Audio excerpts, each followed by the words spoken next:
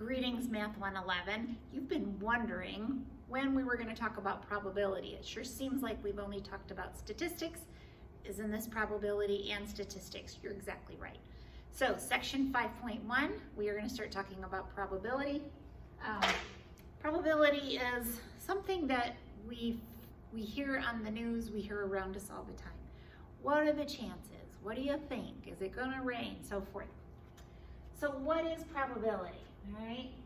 We're going to talk about assigning probabilities to events, explain how the law of large numbers relates to relative frequencies, apply basic rules of probability in everyday life, explain the relationship between statistics and probability.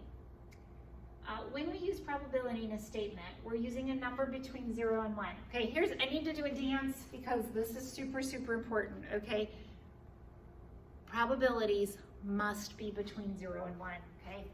Write yourself a note. Probabilities have to be between 0 and 1. They could be 0. 0 means never happening, right? There's never, no chance, right? Probability 1 means yes, it's going to happen. Yes, 100%, okay? I think today we're probably 100% chance of rain. It's good and rainy today. So probability is a number measure between 0 and 1 and describes the likelihood that an event will occur, okay? So probability is closer to 1, it's more likely to occur. Probability is close to 0, indicate that it's less likely, right? You guys all know that. A 10% chance of rain, it's probably not gonna rain. 90% chance of rain, yeah, bring their umbrella, right? So how do we, what kind of notation do we use? So P parentheses A is read P of A. So we literally say P of A. So what is A? Is some probability. So probability of rain, right? Or probability of sun, okay? That's what I would put in the parentheses. So if the probability of A equals 1, then event A is certain to occur. If the probability of A is equal to 0, then event A is certain not to occur. All right. Sometimes it's based on intuition, right? A sportscaster knows what is probably going to happen. Like they've studied how this athlete has done in the last several events. They watch game videos, you know, that's intuition, right? Whereas if I walked in, didn't know that particular athlete, especially if I didn't understand their sport, right? Okay. I've learned some about rugby and about different track events that I just wasn't familiar with. I was pretty familiar with basketball and baseball and football, but some of those other sports I've had the privilege of learning now that I've been at Bethel.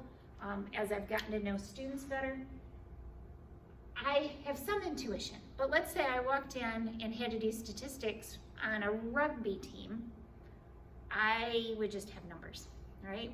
The first year we got a rugby team, I didn't know anything about rugby. I just would have looked at the numbers, okay? I wouldn't have had the intuition side, I would only have had the number side. All right, so probability and event. Now this looks somewhat familiar, right? Back from our histograms. Relative frequency, the number of time it occurs versus how many samples, okay? So let's say you're a high jumper and for the season, I don't know, maybe you jumped 40 times in meets. So N would be 40. And my frequency of being successful, now I know that they have different heights, but let's just pretend about it's just all the same, either you make it or you don't, would be how many times you made it, right? That you cleared the bar properly. So F is the frequency of the event that occurred in a sample of N observations. So 40 jumps made 30 of them, right? So probability assignment is based on equally likely outcomes. Now, I know my high jump example, probably not equally likely because they moved the bar on you, right? And I'm sure the weather or the lights or the venue or how everything is set up, or if you're sick or whatever, that changes it. But assuming they're equally likely, then we can say the probability of an event, the number of outcomes favorable, okay, made it over the bar properly, over the total number of outcomes, okay? If I have a dice, so I have this fun giant dice set of dice actually, that I bought years ago. They have the numbers 1 through 6. It's a normal die. If I were to roll this dice, I would have 6 different possible outcomes, right? Because there's a 1, 2, 3, 4, 5, and 6. But let's say my number of favorable outcomes, I said, what if I get a 2 or a 4? So a 2 or 4, well, there's 2 faces. There's one with 2, there's one with 4, right? So there would be 2 out of 6 would be my possibility of getting a 2 or a 4 on that dice. Okay, so considering the following events, determine how it's assigned. So a sports announcer claims that Sheila has a 90% chance of breaking the world record. A lot of that would be intuition, right? You know, is this the elevation that she does well in? Does she like it cold? Does she like it hot? Does she, probably some athletes like it hot and dry and some like it cooler and humid, or what do we think? So Henry, let's try another example. If Henry figures that if he guesses on a true-false question, the probability of getting it right is 50%, right? 0.5. Because true and false, it's 50-50 chance, okay? That is based on math, right? So there's 2 equally likely outcomes and only one is gonna be accurate. So it's 1 out of 2, which is 0.5, okay? The Right to Health lobby claims that the probability of getting an erroneous medical laboratory report is 0.4. Is that scary? But 40% of the time, I don't know how accurate that is, but they took a sample of 200 laboratory reports and found that 80 were wrong. Maybe the person's birth date was wrong, so it doesn't necessarily mean the report was wrong, but went to the wrong person, the information didn't get sent on. Any possible piece of that somebody made an error. That's what they're talking about. So my relative frequency, again, would be 80 out of 200, so 40% or 0.4, okay? I will flip-flop between decimals and percentages because I want you to get comfortable doing that. So you'll hear me doing that back and forth. Let's keep going. There's something called the law of large numbers. So if I were to roll this dice, and I wanted to know what is the chance that I would get the side with the 1 little dot, I could roll it 10 times and never get a 1, right?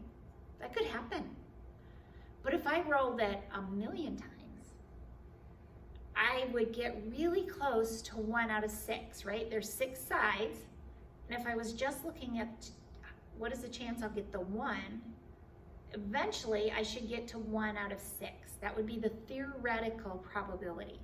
So if I had a graduate student that would do this for me and roll it 1,000,000 times, I should get really close to 1 out of 6, right? But again, if I only did it a handful of times or maybe even 10 times, I might never get a 1. That could happen. All right, so that's the law of large numbers. So statistical experiment versus observation can be thought of any random activity that results in a definite outcome. An event is a collection of 1 or more outcomes. So an event is, what side of the die did I get, okay? That's an event. An outcome is, what was it? A simple event is one particular outcome of a statistical experiment. The set of all simple events constitutes the sample space. So for this dice, rolling this dice, the sample space is 1, 2, 3, 4, 5, or 6, right? So it's what are the possible answers? That's my sample space. All right, I'm gonna skip over this. I find this example to make students a little crazy, so I'm just gonna skip through it. All right, so the idea of a complement. So event A, I got a 1 on the dice, okay? That was my event A. My A complement is I got anything else. I got a 2, 3, 4, 5, or 6, right? So is what I was looking for. A complement, so that's what this little C is, a complement, means anything else. I got any other answer. So that's everything. I either got it or I didn't, right? I either got the 1 or I got something else, okay? And by this way, this sample space, this outside, is that I got a 1, 2, 3, 4, 5, or 6, because that is what is on my dice. Another super, super important, so another dance, woo-hoo-hoo! Probability of A plus the probability of a complement equals 1. So the probability of getting a 1 plus the probability of getting any of the other, a 2, 3, 4, 5, or 6, those two probabilities must add to 1, right? Because there's a 100% chance that when I roll this dice, I will get a 1, a 2, a 3, a 4, a 5, or a 6, right? It's not gonna land on the corner. It's not gonna, there's no blank sides, okay? There's no tricks, it's an honest dice. So the probability of getting a 1 plus the probability of getting anything else has to equal to 1, okay? That's another super critical thing. So, 2 critical things we have learned today. The probabilities must be between 0 and 1, and I'm gonna restate this. The sum of the probabilities of a sample space has to equal 1, okay? All the probabilities in a sample space, so again, for example, what is the sample space for the die? That I get a 1, a 2, a 3, a 4, a 5, or a 6, right? Because that's the only outcomes that are possible. Must equal to 1. It's also true, algebraically, I could subtract probability of A from both sides. The probability of A complement is 1 minus the probability of A. If those two things added together have to be 1, then I can take 1 minus something. It's really important you do it in the right order, because 100% minus 1/2, one piece, gives you the other piece, right? It gives you either the complement or the not. All right, so the probability that a college student who has not received the flu shot will get the flu is 45%, okay? So that's the probability that a student that did not get a flu shot is gonna get the flu is 45%. What is the probability that a student will not get the flu if the student has not gotten the flu shot, right? So it's gonna be 1, right? So if this blue A area gets the flu, that's 45%, and the pink area does not get the flu, right? So our sample space is all students that did not get the flu shot, right? That's our sample space. They either got the flu or they didn't. There's no in between, okay? In this case, the probability that you'll get the flu is 45%. Probability you will not is 1 minus that 45%. So that's 55%. So 55% chance that they won, okay? Again, it has to add to 1. So probability related to statistics. So let's talk about how that fits together, because from here on out, once we get probability, chapter 5 is all about probability. Once we get kind of that under our belt, now we're gonna apply it to the statistical world, okay? So statistics and probability are closely related, but they're actually separate. I actually, in college, had 1 semester of probability and then 2 semesters of just statistics, and then I had classes where we applied it. So it was interesting now for me to look back, and we spent the whole semester on just probability, okay? It's said that probability is the medium, as in the method through which statistical work is done. If it weren't for probability theory, you would not be able to do any inferential statistics, right? So probability says, this is what I'm predicting. Now, how do I take that prediction and apply it in a statistical world? Okay. We're getting close to that piece. It's pretty exciting.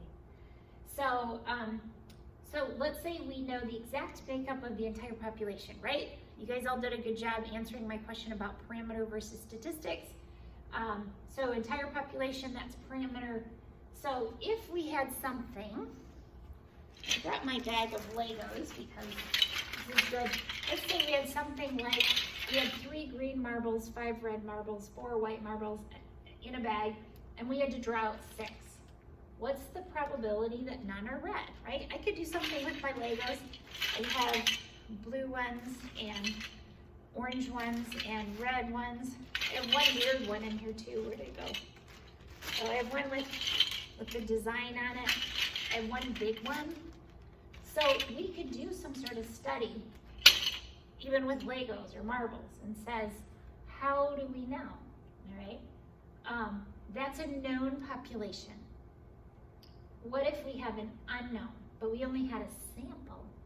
Let's say we knew something about my bag of Legos, but didn't know everything, and we wanted to know what is the chance this is gonna happen. That's a statistical study.